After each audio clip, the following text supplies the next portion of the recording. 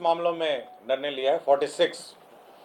जो सबसे महत्वपूर्ण निर्णय है वह है कि राज्य में जो सामाजिक सुरक्षा पेंशन है उसमें बढ़ोतरी करते हुए सभी कैटेगरी में 1100 रुपये प्रति माह पेंशन जून माह से देने का निर्णय लिया है। मुख्यमंत्री वृद्धजन पेंशन योजना, इसमें कुछ को 400 मिल रहा था, कुछ को 500 मिल रहे थे। ये सबसे बड़ी संख्या थी। 47,235 लोगों को 400 मिलता था और 2,79,415 को 500 मिलता था।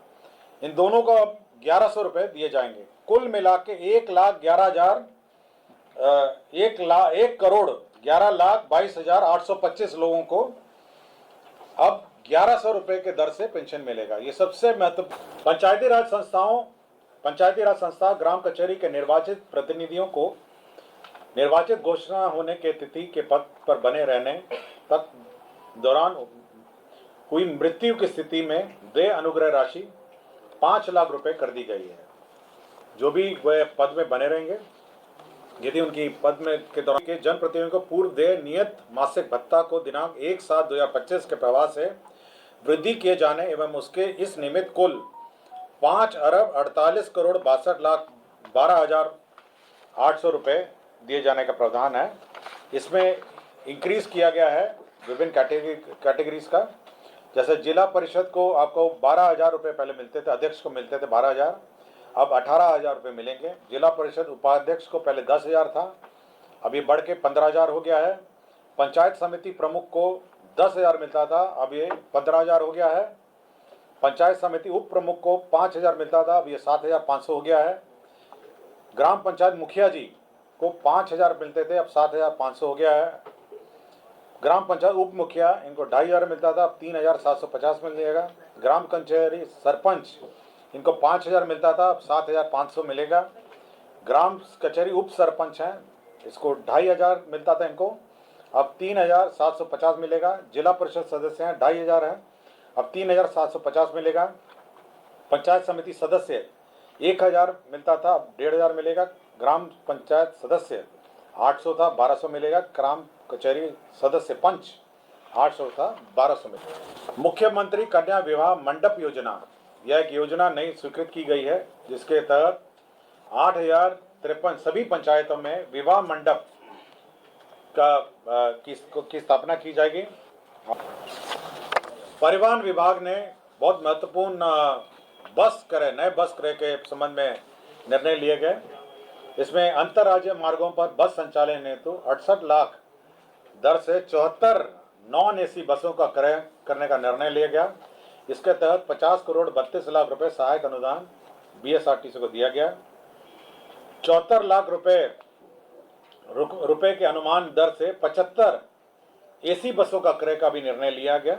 इसमें 55.50 करोड़ व्यय होंगे। अंतर्राज्यीय मार्गों के संचालन हेतु पीपीपी मोड, लोक निजी भागीदारी के माध्यम से बस संचालन का निर्णय लिया गया।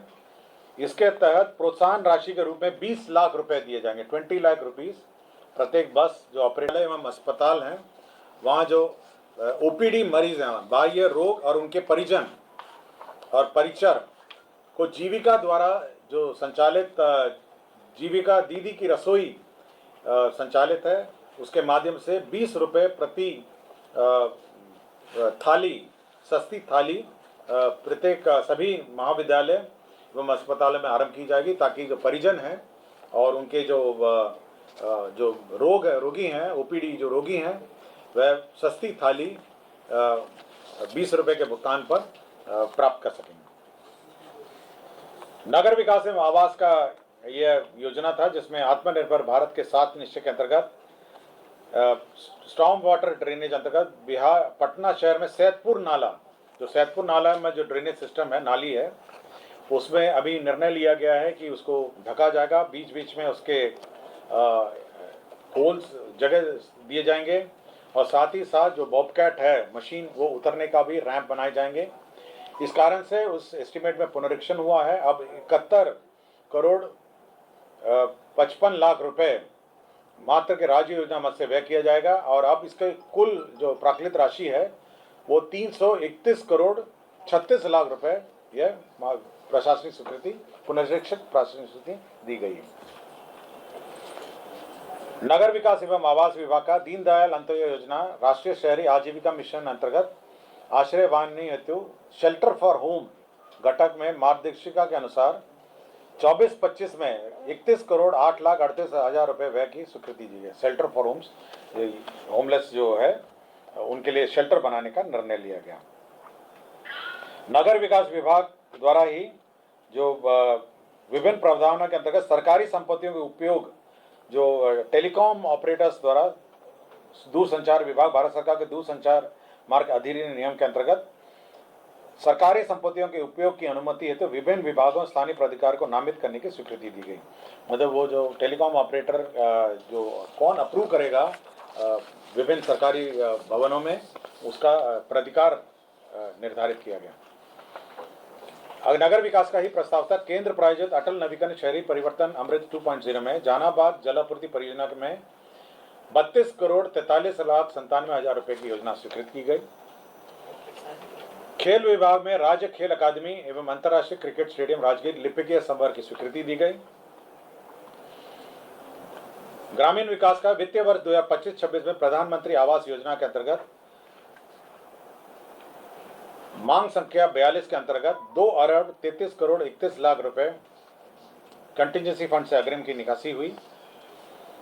पथ निर्माण विभाग का एक प्रस्ताव था। आपको याद होगा कि जेपी गंगा पथ से कोइलवर तक का पथ निर्माण का प्रस्ताव पिछले पूर्व के कैबिनेटों में स्वीकृत हुआ था। पूर्व में यह ईपीसी मोड में स्वीकृत हुआ था। अब इसको परिवर्तित करके हाइब्रिड एन्युटी मॉडल, ये भारत सरकार के संस्थाओं द्वारा भी ये मॉडल अपनाया गया है। हाइब्रिड एन्युटी मॉडल के अंतर्गत अब दीघा, शेरपुर, बीटा, कोइलवर पहुंचपथ के पहुंचपथ तक यह योजना अब ये करीब 35.65 किलोमीटर सड़क है। अब ये हैम मॉडल में यह स्वीकृत किया गया है। वाणिज्य कर का एक महत्वपूर्ण प्रस्ताव था। माल एवं सेवा कर अधिनियम 2017 में बिहार वैट अधिनियम 2005 के अधीन निबंधित एवं सर्वाधिक कर देने वालों करदाता व्यवसायियों को भामाशाह सम्मान से सम्मानित करने का निर्णय लिया गया और इसी की नियमावली स्वीकृत की गई। विधि विभाग के अंतर्गत कैमूर न्याय मंडल अंतर्गत मोहनिया अनुमंडल में अनुमंडलीय व्यवहार न्यायालय निर्माण की स्वीकृति दी गई। पंचायती राज विभाग में जैसे कि मैंने कहा कि मृत्यु होने पर 5 लाख रुपए राशि देने का निर्णय लिया गया। ऊर्जा विभाग में पूर्वोत्तर बिहार राज्य विद्युत बोर्ड के पदाधिकारियों और कर्मचारियों के लिए 757 crore Bihar state power holding company limited को 3 किस्तों में उपलब्ध कराने का निर्णय लिया गया। इसमें जो रिटायरमेंट और टर्मिनल बेनिफिट है उसका भुगतान होगा इससे। विज्ञान एवं प्रौद्योगिकी विभाग में विभिन्न स्थलों पर हॉस्टल्स का निर्माण का निर्णय लिया गया। इसमें अरवल है, दूसरा आपका जिला रोहतास में शेरगढ़ अभियंत्रण महाविद्यालय में है, तीसरा जहानाबाद जिले में संचालित राजकीय अभियंत्रण महाविद्यालय में है, चौथा पश्चिम चंपारण बेतिया जिला अंतर्गत बगा अनुमंडल में मधुबनी अंचल में राजकीय पॉलिटेक्निक बगा में निर्माण का निर्णय लिया गया। 7 निश्चय के अंतर्गत राजकीय पॉलिटेक्निक सहरसा में भी हॉस्टल और एडमिनिस्ट्रेटिव भवनों का निर्माण का निर्णय लिया गया। MIT मुजफ्फरपुर में भी अतिरिक्त hostel, boys and girls hostel का निर्माण का निर्णय लिया गया। विज्ञान प्रौद्योगिकी विभाग द्वारा ही scheme for promotion of culture and science के अंतर्गत केंद्र सहायता से राज्य के 3 जिलों यथा पूर्वी चंपारण, जमुई और पूर्णिया में डिजिटल तारामंडल space and astronomy education centre की स्थापना का निर्णय लिया गया। 3 जगह हैं, पूर्वी चंपारण, जमुई और पूर्णिया, जहां पर तारामंडल और डिजिटल तारामंडल और space and astronomy education centre का निर्माण का निर्णय लिया गया।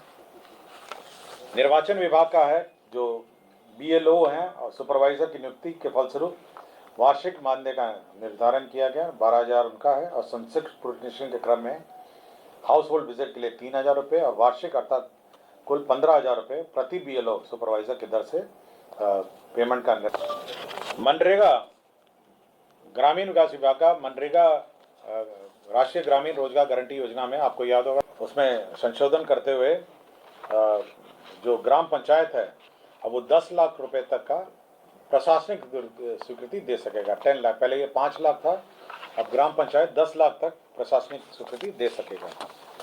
राजस्व एवं भूमि सुधार विभाग का प्रस्ताव था कि मुजफ्फरपुर जिला अंतर्गत बाबा खड़ेश्वर नाथ महादेव मंदिर परिसर में आयोजित मेला जो है वो अब राजकीय बिहार राज्य मेला प्राधिकार के अंतर्गत वह संचालित होगा।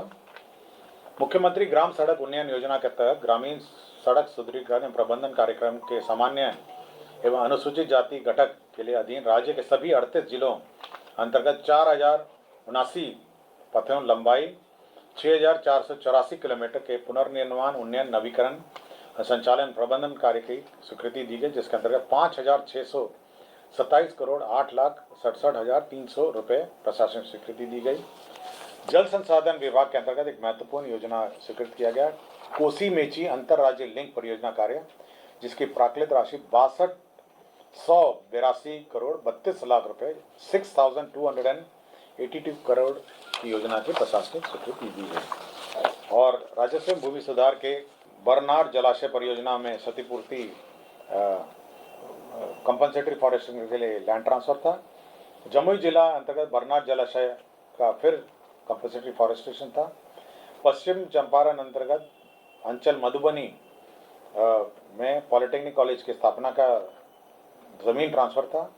बांका जिला अंतर्गत अंचल बांका में मौजा नगर पालिका वार्ड संख्या 8 में स्पेशल इंटेलिजेंस आईबी पोस्ट निर्माण के लिए जमीन ट्रांसफर था। अब पूर्णिया जिला अंतर्गत मौजा बरसौनी में अंतर्राज्यीय बस अड्डा के लिए जमीन का स्थानांतरण किया का प्रस्ताव था। तो ये 40 एजेंडे थे जिस पर मंत्रिपरिषद ने स्वीकृति दी है।